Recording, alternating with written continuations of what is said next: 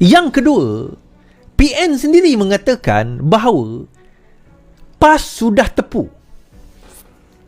PAS sudah tepu. Tepu bagaimana Is? Daripada sokongan, sebenarnya PAS dah tak boleh pergi lebih daripada apa yang dia ada sekarang. Sebab itu kenapa beberapa PRK di luar Kelantan, Terengganu, Kedah, mereka tak boleh menang, tuan-tuan. Dan kita tengok sendiri negeri seperti Negeri Sembilan, Negeri Selangor, Pulau Pinang, mereka menang beberapa kerusi tetapi tak boleh menguasai negeri tersebut.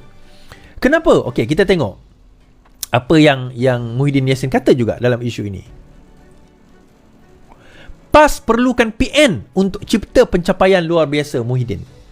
Muhyiddin Yassin berpendapat PAS tidak akan mampu mencipta kemenangan besar andai parti itu bergerak sendiri seperti sekarang.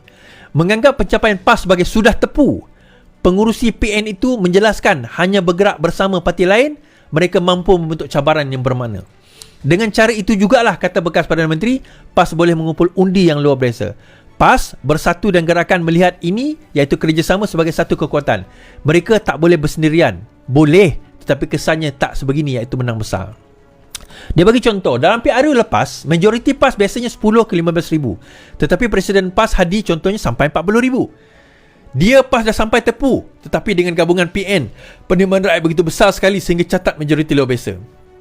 Muhyiddin yang juga ahli pagoh itu juga yakin PAS tidak akan meninggalkan PN di sebalik kenyataan Perdana Menteri bahawa dia mempelawa parti berkenaan menyertai kerajaan perpaduan. Setahu saya, tak berganjak sebab PAS membijaksana kerana tahu tiada politik boleh berjuang sendirian, solo dan boleh bentuk kerajaan.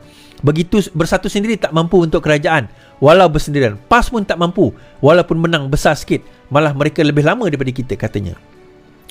Alright, saya ulas ini, tuan-tuan. Yang pertama mengenai dakwaan pelawaan tersebut. Pelawaan itu berlaku sebelum pembentukan kerajaan pun dah berlaku. Dan PMX sendiri kata beliau sentiasa terbuka kepada sesiapa saja nak menyokong kerajaan yang ada sekarang ini. Okay. Yang kedua, tuan-tuan, isu dia, masalah yang dihadapi oleh PAS ini ialah mereka tahu mereka menghadapi kesulitan sewaktu pilihan raya. Kenapa? Tuan-tuan tengok, pada pilihan raya yang PRK yang akan datang ini pilihan raya melibatkan parlimen. So, bila melibatkan parlimen, dia melibatkan dana. Bila sudah menjadi kebiasaan, okay, nak datang pilihan raya, jentera kena bayar, peralatan-peralatan kena bayar, pengundi pun kena bayar. Kan?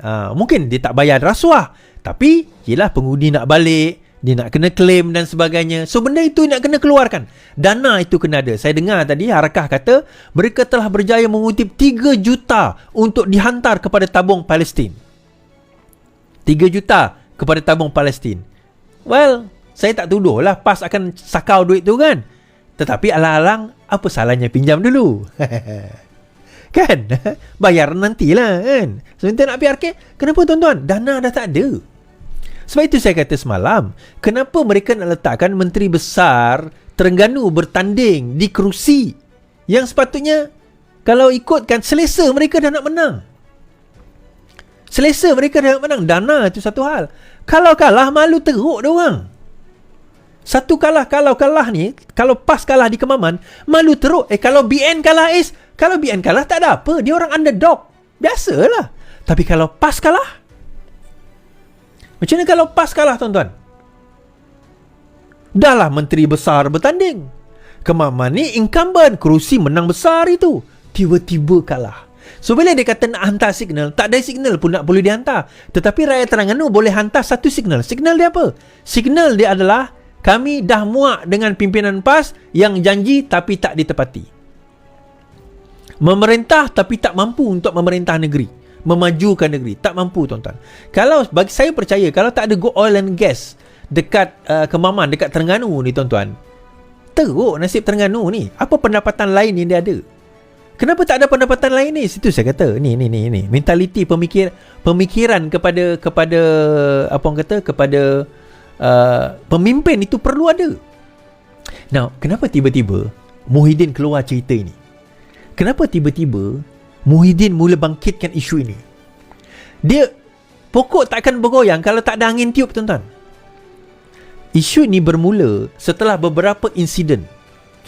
Insiden yang pertama, ialah apabila PAS melihat Bersatu sebagai bukan lagi rakan yang boleh mereka nak bergantung.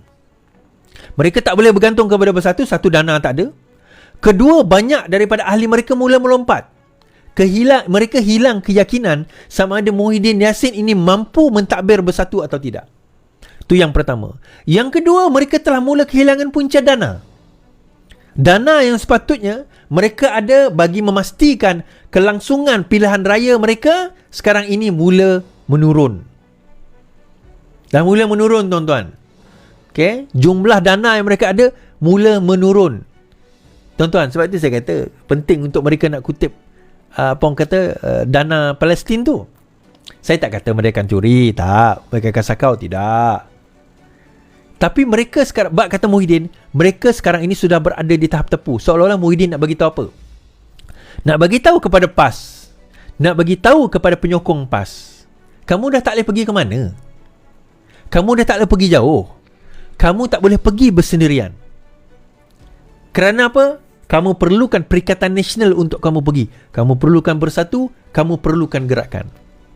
Disebabkan oleh keadaan tersebut, kita tahu PAS secara hakikatnya memang sudah tepu. Daripada segi penyokong dan juga mereka yang yang sebelum ini percaya kepada PAS, mula melihat kendur dalam menyokong PAS. Dalam dan luar juga, luar daripada negeri-negeri yang mereka kuasai. Sebab itu saya nak tuan-tuan dan puan, boleh tak kita buat hashtag tepu, tuan-tuan? Hashtag tepu, boleh tak? Hashtag PAS tepu. Tuan-tuan, hashtag PAS tepu. Yeah. Jom kita buat hashtag baru, tuan-tuan. PAS mula tepu. Okey. Cerita PAS juga ni. Okay, cerita PAS juga. Baik, kita cerita tentang cerita Mastura. Okay. Baru-baru ini, sewaktu Mastura menuduh bahawa dalam ceramah beliau, bahawa Lim Guan Eng, Lim Kit Siang berkait dengan Chin Peng, berkait dengan komunis, berkait dengan DAP. So, saman telah dikeluarkan oleh Lim Guan Eng. Laporan polis juga telah dikeluarkan oleh Lim Guan Eng. So, dalam laporan polis tersebut, bila dia dipanggil oleh polis untuk membantu siasatan, maka Mastura telah menyerahkan satu dokumen dan mendakwa bahawa maklumat yang diperolehi itu datang daripada satu buku yang dikeluarkan oleh BNCOM. BNCOM pada tahun 2019 mengeluarkan dokumen tersebut di muka surat sekian. Dan Wan Saiful Wanjan pun menunjukkan, tengok, inilah dia dokumen tersebut. Okey. So dia kata ini daripada BNCOM, Barisan Nasional yang mendakwa. Nak dakwalah BN. Nak samalah BN. Saya kata, BN tak pernah keluar menyatakan secara personal mengenai perkara tersebut. Tetapi yang mengeluarkan secara personal adalah Siti Mastura. Maka sebab itu dia boleh kena saman.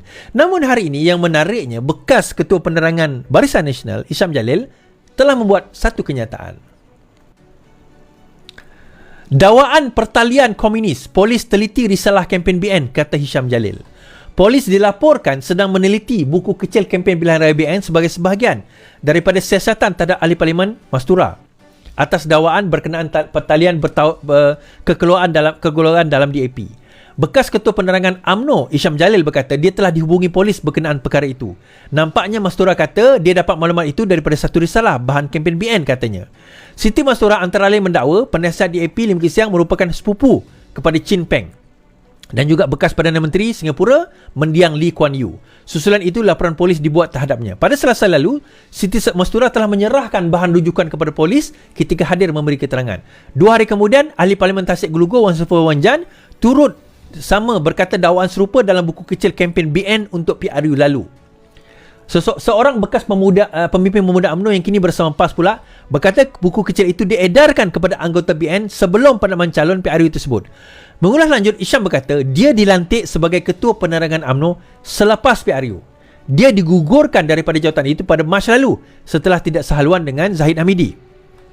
Hisham yang juga bekas Ketua Penerangan Penerangan BN Selangor berkata pasukan penerangan UMNO tidak bersekali dengan pasukan komunikasi BN yang dilaporkan menerbitkan buku kecil tersebut. Tetapi saya tak rasa BN keluarkan risalah macam ini, katanya lagi. Sambil menambah dia akan memberi kerjasama kepada polis dalam siasatnya dan menasihati Mastura untuk melakukan perkara yang sama. Tuan-tuan, now dalam isu ini, dalam isu orang kata apa, Mastura ini, dia nak menang kes ni dia mudah saja. Okay, saya sebut itu. Dia nak menang kes mudah saja. Dia kena buktikan bahawa dakwaan dia berkenaan dengan Chin Peng, berkenaan dengan apa orang kata, berkenaan dengan what do you call that, kaitan Lim Guan Eng, Lee Kuan Yew, Lim Kit Siang dengan Chin Peng, kaitan dia dengan Lee Kuan Yew dan sebagainya, itu benar. Itu kaedah dia nak menang dalam kes saman fitnah. Lim Guan Eng saman dia kena buktikan yang itu dahulu. Namun dia guna defend. Saya hanya merujuk kepada dokumen yang dikeluarkan oleh BNCOM. Isham Jalil selaku bekas ketua penerangan UMNO Selangor, bekas ketua penerangan BN Selangor, mengatakan dia lantik selepas PRU. Dia kata saya tak tahu sebelum itu siapa. Itu yang pertama. Yang kedua, dia sendiri kata takkan BN keluar dokumen sebegini. So Isham secara indirectly menafikan. So bila dia menafikan, maka beban kepada pembuktian selepas ini adalah kepada Siti Mastura. Itu saya kata, PAS dah tepu, tuan-tuan. VPN, Virus Perikatan Nasional, fitnah dia tahu. Tuan-tuan, sebelum nak fitnah, adalah lebih baik Mastura pergi cek dulu sumber dia. Tengah saya kata itu, entah ya entah tidak BN yang keluarkan. Mungkin busuh BN yang keluarkan supaya BN kena dakwa pada waktu itu. Mungkin itu taktik untuk memburuk-burukkan BN. Mungkin. Walaupun ada orang BN kata, ya, saya nampak bahawa dokumen risalah itu diedarkan pada kempen masa PRU ke-15. Itu dia kata dia nampak. Adakah dia tahu siapa yang mencetak, menulis, mengedarkan perkara tersebut? Bukan mengedarlah, tetapi siapa yang menghasilkan, siapa yang mencetak, siapa yang menulis dokumen itu. Sebab di atas dokumen itu tak ada tulis ditulis oleh siapa. Dia cuma tulis BNCOM. Kalau hanya setakat tulis BNCOM, siapa-siapa boleh tulis BNCOM kat situ. Orang boleh tulis satu buku oleh Iswardi Morni mendakwa itu ini. Kemudian saya kata, saya pun tak tahu. Nama saya memang ditulis itu, tapi bukan saya keluarkan buku ini. Sama juga hari itu bila Sinar Harian kata Iswardi bakal KP Jacom, saya kata saya tak tahu. Itu Sinar Harian cakap, itu orang cakap, saya tak tahu. So kena kembali kepada sumber. So soalan dia, bolehkah Mastura menggunakan defense itu? Bolehkah Mastura menggunakan alasan itu yang mengatakan saya tak tahu, saya cuma rujuk kepada dokumen ini? Jawapannya tak boleh. Sebab itu saya kata berkemungkinan besar Mastura akan kalah. Kalau dia tak boleh produce saksi ataupun kebenaran fakta tersebut, dia ada dua option. Yang pertama, option dia kena minta maaf. Saya telah memfitnah dan saya meminta maaf. Option kedua, dia pertahankan kes ini, tapi lepas ini dia kena bayarlah kalau dia kalah saman. Dia kena bayarlah kalau dia kalah saman. So Mastura dah tak ada hala tuju lagi, tuan-tuan. Sebab itu dikaitkan juga apa orang kata, dikatakan siapa? Teresa Kok juga telah mengemukakan saman kepada Mastura. Good luck lah. Good luck. Dia macam ni, tuan-tuan. Bila kita menyatakan sesuatu dengan kepastian, menyatakan sesuatu dengan pertuduhan, menyatakan sesuatu secara claim, maka you are bound by that claim. Anda terikat dengan dakwaan itu. Saya ulang, apabila anda menyatakan sesuatu claim, sesuatu dakwaan secara positif, a positive claim, maka anda bertanggungjawab terhadap dakwaan tersebut secara tuntas. Bermakna kalau dakwaan itu bersifat jelek, memburukkan, merendahkan reputasi, maka adalah menjadi tanggungjawab anda untuk membuktikan bahawa dakwaan itu adalah benar, tidak lain melainkan benar belaka. So saya kata dalam kes Mastura, dia nak buktikan macam mana, tuan-tuan. Tidak cukup dia kata saya baca daripada buku ni, saya baca daripada buku ni. Saya boleh, saya kata saya baca daripada buku ni. Siapa tulis buku ni? Raja Petra. Dia ada tulis kat sini, dia akan ada apa orang kata, ni tak adalah buku ni sebab dia terbit daripada luar negara kan. Tapi at least saya boleh kata Raja Petra tulis. Dan dia telah dicetak banyak. Raja Petra pun kata, yalah memang saya tulis. Apa dalam ni memang saya tulis, saya cuma membacakannya.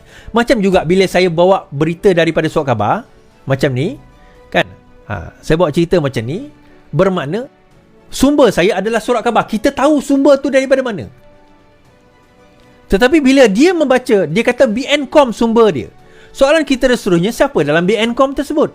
Adakah BN mengesahkan bahawa itu adalah dokumen mereka?